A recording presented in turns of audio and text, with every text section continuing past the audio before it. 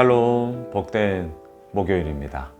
오늘은 다니엘서 9장 1절로 19절의 말씀, 주여 삼창, 주여 삼창, 이 제목으로 하나님 말씀 증거하겠습니다. 다니엘이 지금 예레미야서 말씀을 읽는 가운데 예레미야서 25장에서 너무나 중요한 말씀을 발견하였습니다. 자, 오늘 본문 2절을 보십시오. 곧 그 통치 원년에 나 다니엘이 책을 통해 여호와께서 말씀으로 선지자 예레미야에게 알려주신 그 연수를 깨달았나니 곧 예루살렘의 황폐함이 70년 만에 그치리라 하신 것이니라. 자, 70년의 연수가 다하고 그 가운데서 하나님의 역사하심과 예루살렘의 황폐함이 그쳐지는 그러한 주의 몸된 은혜가 이루어질 거다. 이것을 예레미야서 말씀을 통해 발견했단 말입니다. 자, 좋은 소식입니다. 감사한 소식입니다. 너무나 기쁜 소식입니다. 예루살렘의 황폐함이 끝나니 이것만큼 감사한 것이 어디 있겠습니까? 그렇다면 어떻게 반응해야 될까요? 감사의 기도 드려야 하지 않겠습니까?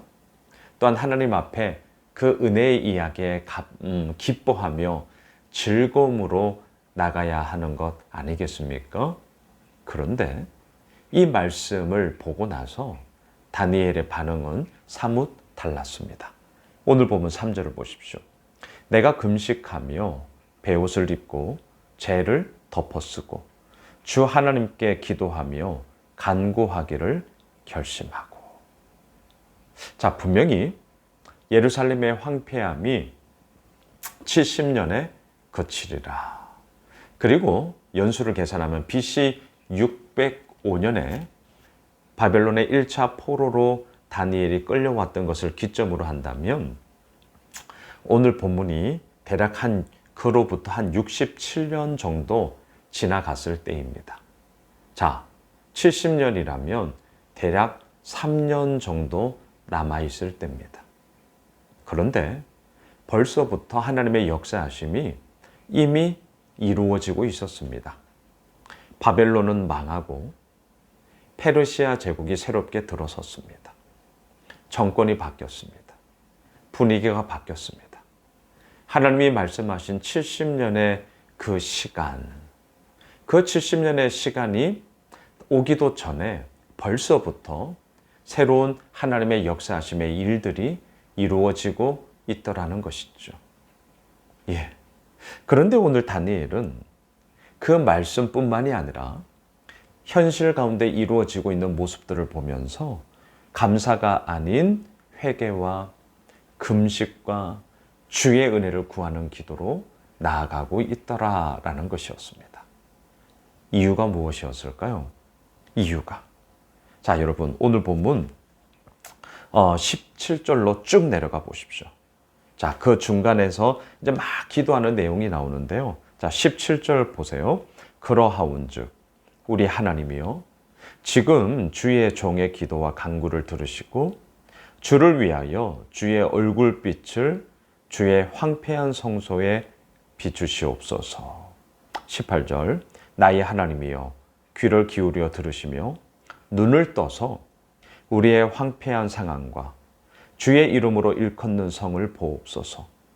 우리가 주 앞에 간구하옵는 것은 우리의 공의를 의지하는 것이 아니요 주의 큰 긍휼을 의지하여 함이니이다.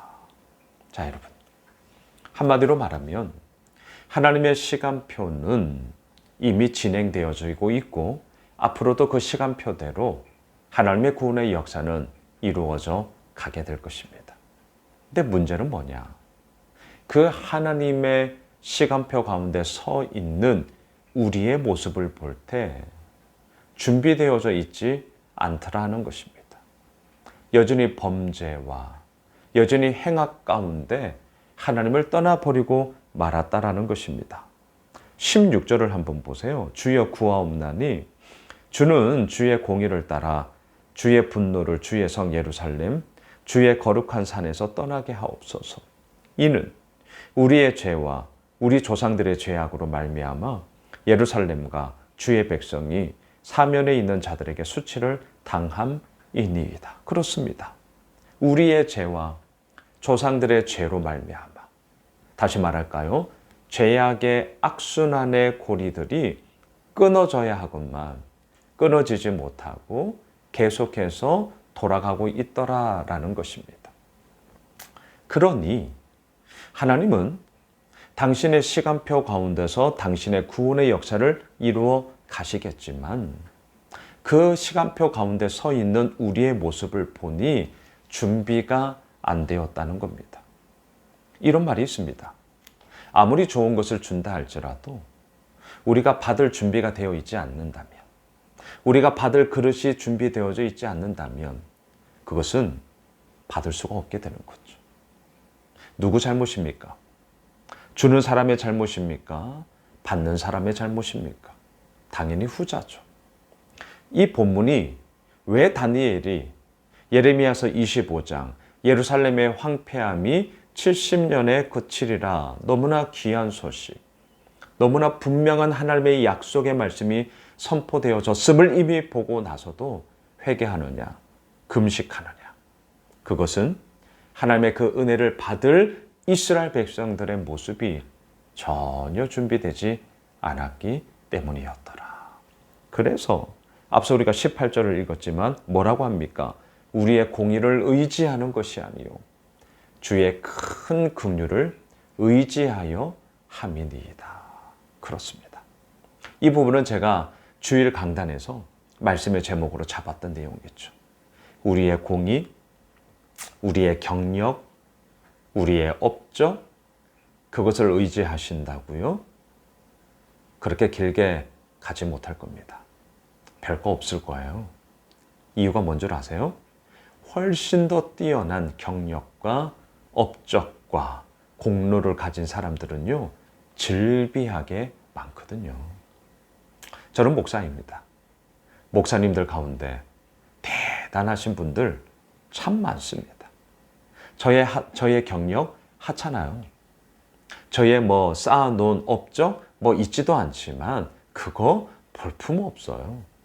근데 아시죠? 그런 기준, 그런 잣대를 가지고 서로의 우위를 비교하기 시작한다면 그것만큼 무익한 인생은 없습니다.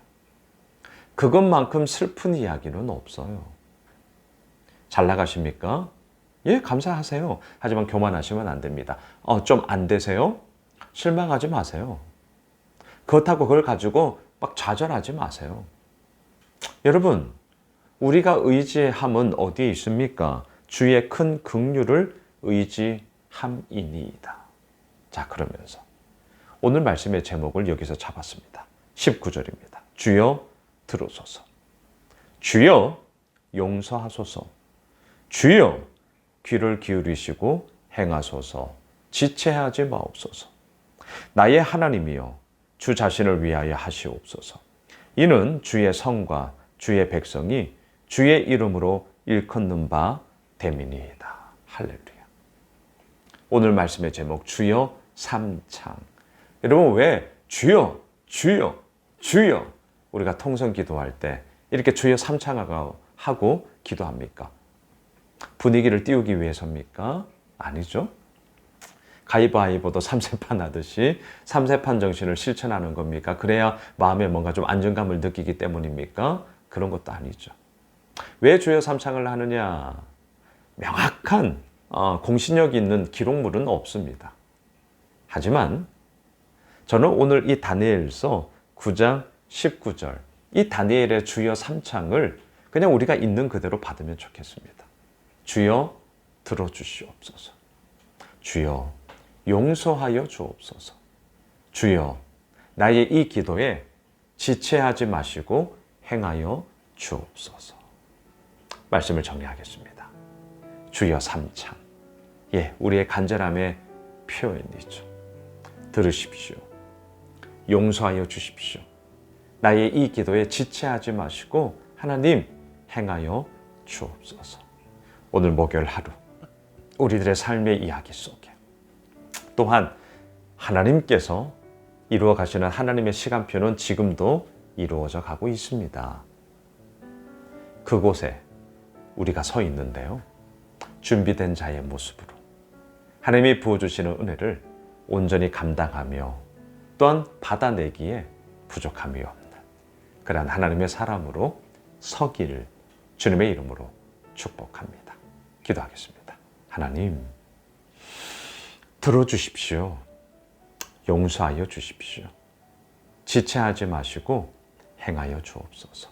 그리함으로 하나님의 그 구원의 역사 속에 오롯이 쓰임받게 되는 우리 모두가 되게 하여 주옵소서. 예수님의 이름으로 기도드리옵나이다. 아멘. 오늘 말씀 붙잡고 우리 가지고 있는 기도 제목 붙잡고요. 우리 주여 삼창으로 함께 기도합시다.